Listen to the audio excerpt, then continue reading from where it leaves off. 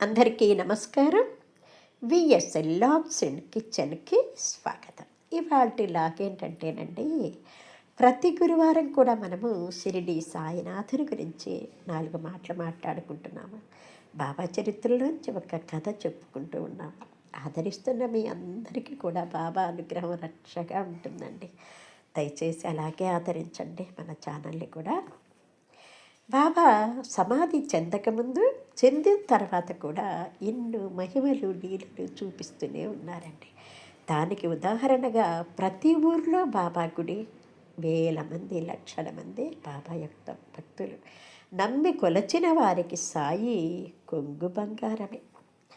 బాబా షిరిడీలో మసీదులో ఉండటం మొదలుపెట్టినప్పటి నుంచి ఆయనతో పాటు ఎందరో భక్తులు కూడా ఆయనతో ఉంటూ ఆయనకి సేవ చేస్తూ ఉండేవారు అన్నమాట. వాళ్ళ కష్టాలన్నీ చెప్పుకుంటూ సేద తీరేవాళ్ళు.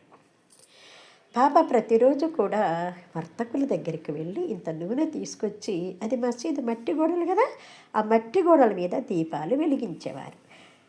ఈ వ్యాపారులు అనుకున్నారు, అసలు రోజు బాబాకి నూనె ఎందుకు ఇవ్వాలి, అసలు మేమేమన్నా ఆయనకి బాకీనా, ఎందుకు ఇవ్వాలి, డబ్బులు ఇవ్వట్లే కదా అని చెప్పి అనుకొని ఇవ్వద్దని చెప్పి అందరు కలిసికట్టుగా అనుకున్నారండి. మనుషుల్లో ఈర్ష్య చూడండి ఎలా ఉంటుందో. సరే బాబా మంచిది ఇవ్వకండి అని చెప్పేసి, ఏ డబ్బా అయితే ఉందో నూనె తెచ్చేది, ఆ డబ్బాలో నీళ్లు పోసి ఆ నీటితోటి దీపాలు వెలిగించారండి. రోజు కంటే కూడా ఆ దీపాలు దేదీప్యమానంగా వెలిగినాయి అనమాట. అంటే రోజు కంటే కూడా ఎక్కువ కాంతితో దీపాలు వెలిగినాయి అనమాట. కొంతమందికి మాత్రమే ఈ మహిమ చూసే అదృష్టయోగం కలిగింది. తర్వాత అందరూ వచ్చి చూసి ఆశ్చర్యపోయినారనమాట. అంటే ఏంటి, బాబాకి నీటితో వెలిగించే శక్తి ఉంది, కానీ వర్తకులు అలా నూనె అనేది ఇవ్వటం వల్ల వాళ్ళకి ఒక మంచి బుద్ధి అనేది అలవడుతుందని చెప్పేసి బాబా అలా చేశారు. అంతేకాకుండా బాబా తన కోసం వెలిగించారు ఆ దీపాలు.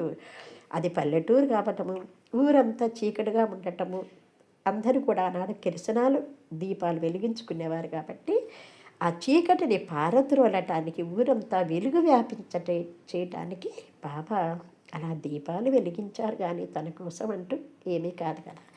అది అర్థం చేసుకున్నటువంటి వ్యాపారులు బుద్ధి తెచ్చుకొని, బాబా మేము ఇప్పటి నుంచి నూనె ఇస్తామని చెప్పేసి స్వయంగా తీసుకొచ్చి నూనె ఇవ్వటం మొదలుపెట్టారనమాట.